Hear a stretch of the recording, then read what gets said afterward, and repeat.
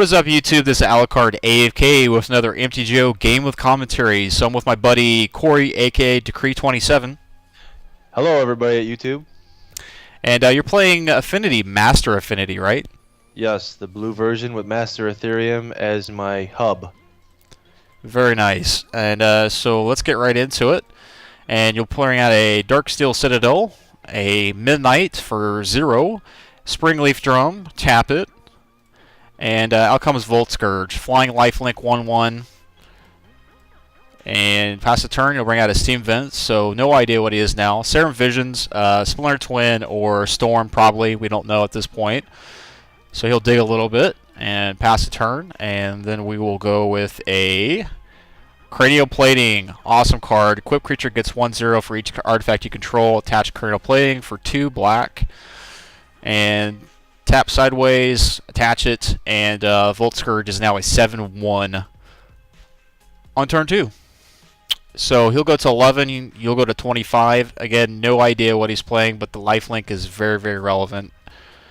And out comes Sleight of Hand, so more than likely Storm. Still don't know for sure. He's going to dig a little bit more. And if he is Storm, he's going to have a hard time getting 25 life anyway, so... And since he's tapped out, he's going to have to go even further. Exactly. So I'll bring out another Volt Scourge, and you'll tap him, bring out Master of Ethereum. Power and toughness are equal to the number of artifacts you control. Other artifacts creatures get 1/1, and so that makes him an 8/8, and Volt Scourge is now a 10/2. Holy crap! And you'll swing in, and the game will end on turn 3. So no answers, still don't know what he's playing, and we'll go to game 2 and talk a little bit about your sideboard on this unknown deck. Okay, so we're on the game 2, and Corey, talk a little bit about your sideboard and what you might have brought in for this guy. Well, I have options with the blue, obviously. So I brought in Unified Will, which is a counter spell, and that is countering target spell if you control more creatures. When I have 0 casting cost, obviously we'll have more creatures on the board than most opponents. Another card I brought in was Whip Flare, just because I was under the assumption that perhaps he was going to be playing Storm, and taking a bit of a gamble in that respect. I could be playing Spell Trap, but I didn't have it in my board at this particular time. I do now, but I did not then. But it's also a very valuable card because it just shuts down Storm 100%. Okay. So I'll bring out a island and do a Serum Visions. Once again, digging a little bit. And pass the turn. You'll bring out a Blink Moth, a Wolding Jar, and an Ornithopter. So Wolding Jar is going to give you some really good versatility. If he tries to remove one of your creatures, you can sack and regenerate target artifact with Wolding Jar. So out comes the Midnight and another Springleaf Drum. And out comes the Volt Scourge once again, so looking a lot like the first game, and then of course Cranial Plating will probably be coming out very shortly as well. So he's going to dig again. He's just going to dig to China. Yep, all the way to China. Another Serum Vision, so now he's going to Australia. Yes. And he'll pass, and this, he hopes you got. There comes Cranial Plating, so he's going to have an answer very, very quickly. So Volt Scourge is now 7/1. And Midnight's going to swing in for 1 as well. So that's 8 to the face. He'll go to 11, 25. Once again, if he is Storm, it's just going to be so hard to get up there. Doubting it would be Splinter Twin at this point, but either way, he's got 2 lands. He'll do a little bit more digging with Sleight of Hand. And Misty Rainforest. Pay some more life. Not so good right here in this matchup. Steel Overseer, what a house. I always cringe when this guy comes out.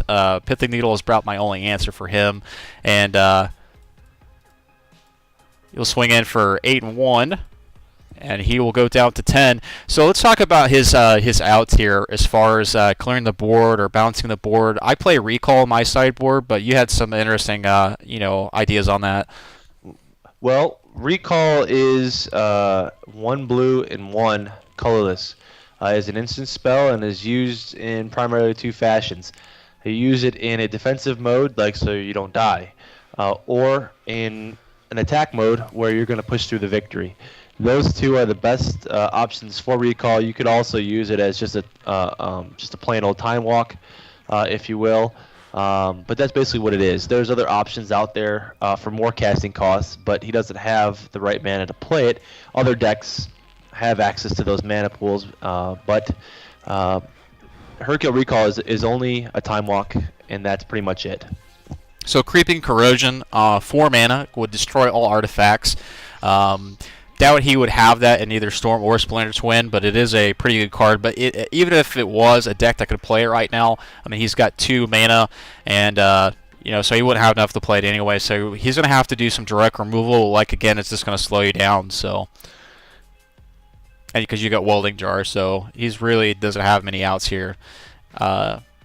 Sudden Shock, was not expecting that at all, and suddenly we did not expect it anyway. So Split Second deals 2 damage to target creature or player, and he'll get rid of your Volt Scourge. Not that it matters, because you can always equip Cradle Plating to something else. Which I did.